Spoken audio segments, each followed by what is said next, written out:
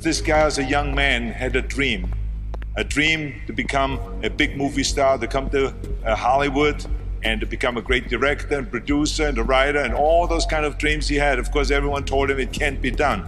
But he wouldn't take no for an answer, and he moved across from New York to Los Angeles to Hollywood. And of course, one day, after struggling, like we all do in the beginning, to get into TV and into movies, he had this idea of writing a script. And in longhand, he wrote this script, which was Rocky.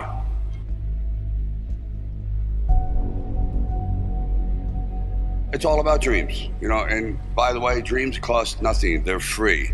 The hard part is just keeping them going, and please keep them going, because we're here for one simple reason. He believed in the dream, I believed in the dream, and our dreams come true, and there's no reason every one of yours can't either.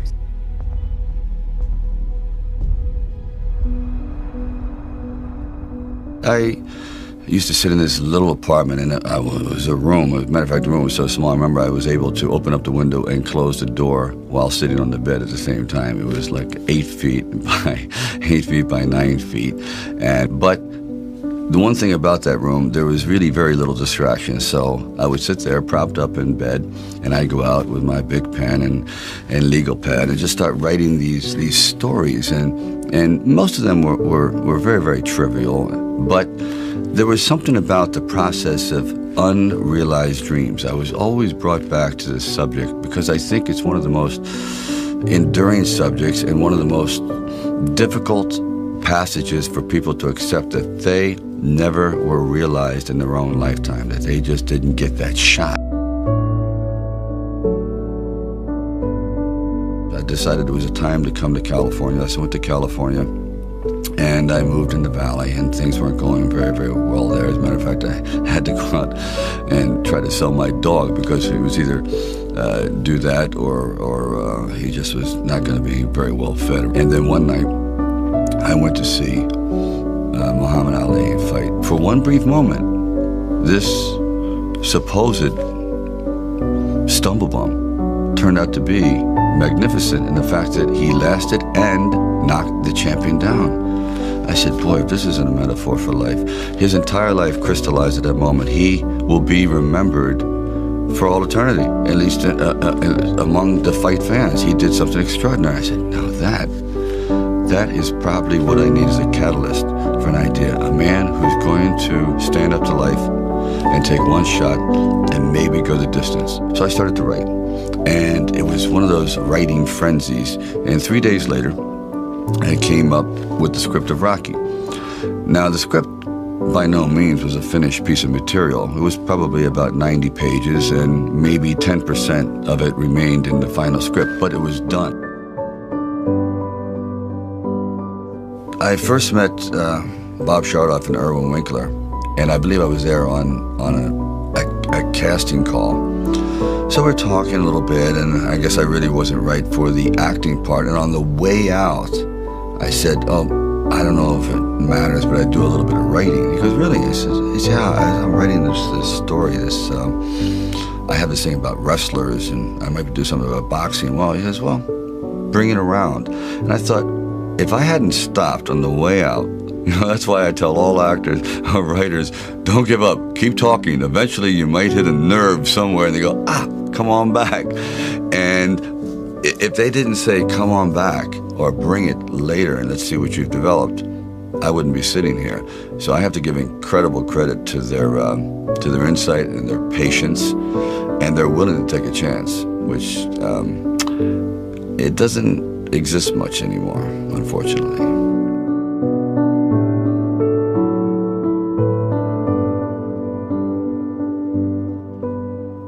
Originally, when I brought the script to them, they were fairly enthusiastic about it. The one thing they were not enthusiastic about was me playing the part, and I really can't blame them at the time. But there was something inside of me that this opportunity is never going to come around. And I really wasn't used to money, and I had no idea of what I would be missing. But the temptation started to come forward. First, it was $25 grand and $100,000. I go, well, I never heard of $100,000 because I had like $106,000 dollars in the bank. And like I said, I had to sell my dog, and things were not looking very, very good.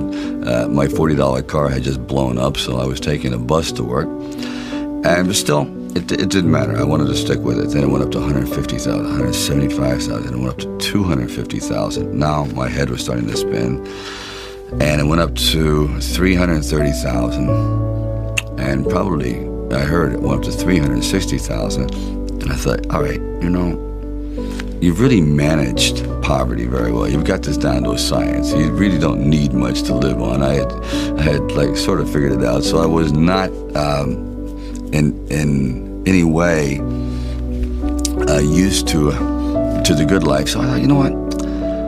If I know in the back of my mind, if I sell this script and it does very, very well, I'm going to jump off a building. And if I'm not in it. So this is one of those things where you just roll the dice and you fly by the proverbial seat of your pants and say, all right, I got to try it. I got to just do it. I may be totally wrong, and I'm going to be taking a lot of people down with me, but I just believe in it.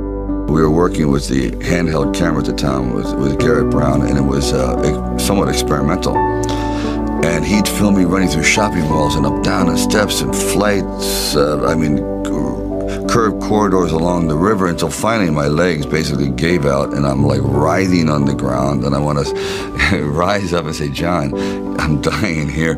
And he goes, no, use it. Use the pain. I said, for what? I mean, I'm in misery. He goes, well, no. It's giving your character, it's giving him some depth. I said, it's giving me bruises. It's giving me like agony. I can't sleep at night. Like the scene where we just jumped down and saw this ship along the dock, docked along the pier. And I said, just jump out, run as fast as you can along the ship. And I'm running and running. I said, you know what? My legs are buckling. I'm literally going to crash down here. Teeth are going to go, jaw, face. I'm just going to be ground down to this flat-faced image. Please. And I just barely made it.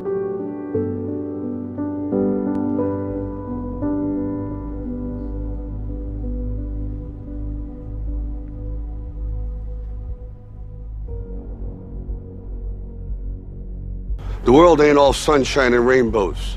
It's a very mean and nasty place, and I don't care how tough you are, it will beat you to your knees and keep you there permanently if you let it. You, me, or nobody is gonna hit as hard as life. But it ain't about how hard you hit. It's about how hard you can get hit and keep moving forward. How much you can take and keep moving forward. That's how winning is done.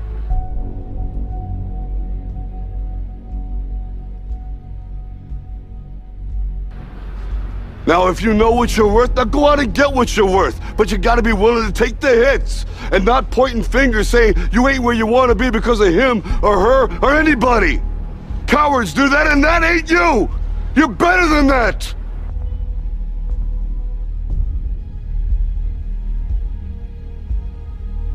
You can't be alone.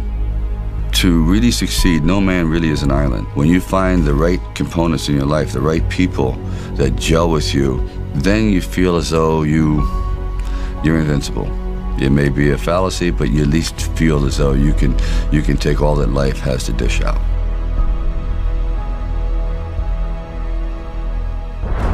At the very end of our lives, if we can still say, we were never humbled, we were knocked down, but we got up, and I can say, I lived life with integrity, and I took all the blows, as the song says, and I still prevailed. I think that's a good epitaph for anyone.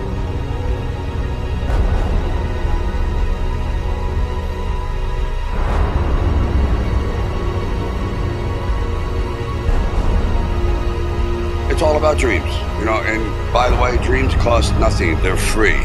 The hard part is just keeping them going, and please keep them going, because we're here for one simple reason. He believed in the dream, I believed in the dream, and our dreams come true, and there's no reason every one of yours can't either.